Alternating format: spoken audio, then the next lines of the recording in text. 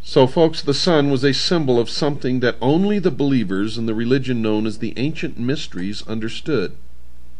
These believers, called adepts, certainly knew that the people would not accept their mystery religion, so they had to conceal it from them. Don't go away, folks. We've got to take a short break. I'll be right back after this pause.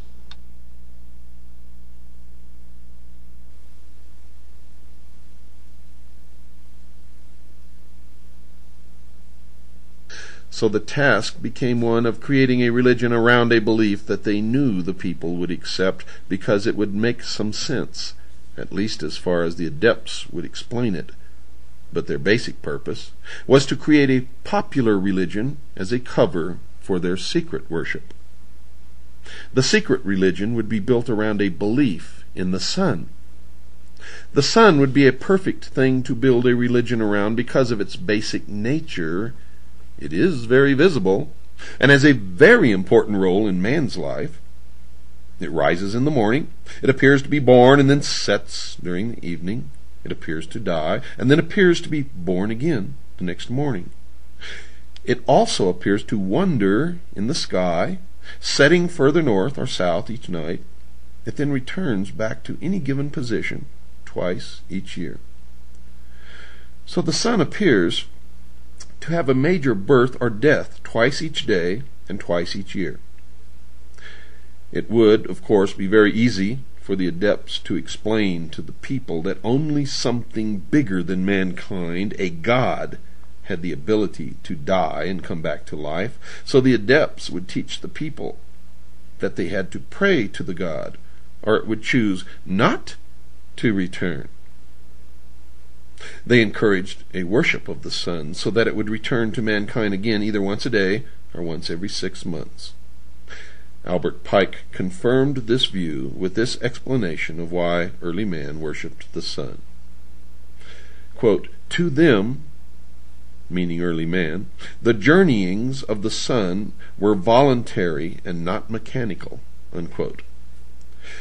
So early man considered the sun to be something that moved voluntarily. In other words, the sun did not have to return each morning. Man must have quickly determined that since the sun did not have to return, man should start asking it to return. For man certainly depended upon the sun for his life. Man certainly must have figured out just how important the sun was to his life and well-being. And he certainly must have determined that if the sun chose not to return, all of mankind would certainly perish. So it was an easy jump from a belief that the necessary sun was an entity that chose to move across the daytime sky to a belief that it would return only if man prayed to it to return. Well, it's time once again, folks, to acquaint you with Swiss America Trading Corporation, our new sponsor. You never heard me advertise on my show for any outside unknown firm. And in fact, we've only really had 2 sponsors on this show ever, simply because my requirements are strict. Complete background check, references, testimony from clients. I mean, we really put these people through their paces. And folks, I'm not about to change anything now. This company's been in business for over 11 years. They deliver to your door non-confiscatable, non-reportable hard assets. You've all been asking me how to save your assets, how to protect yourself from the coming economic collapse. Well, call Swiss American Trading Corporation right now. Do it now, folks. Because I'm telling you right now, these people have all of the investments that you've heard me recommend on this show. They also have a lot of other investments, some of which I don't know anything about, some of which we don't recommend. But they have everything for you to make an intelligent choice. They're legitimate. We've checked them out from top to bottom, including with law enforcement agencies. And I'm telling you right now, if you really want to take your money or your assets and put them in a position to survive what's coming, then you need to call Swiss American Trading Corporation right now. You see, I would not take them on as a sponsor if I did not believe in this company. If I would not recommend them to you without any hesitation whatsoever. If I would not use their services myself. You see, they fit all of the qualifications. They also write a newsletter that openly deals with the imminent economic collapse. They also consider privacy and discretion an integral part of their relationship with their clients, and you need that. This is Swiss America Trading Corporation. If you call 1-800-289-2646, that's 1-800-289-2646. I'm going to say it one more time. 1-800-289-2646 today. And state that you listen to me, William Cooper, on the hour of the time. They will send you their complimentary newsletter entitled Protecting Your Future. Now remember, it's entitled Protecting Your Future. Make sure you ask for it.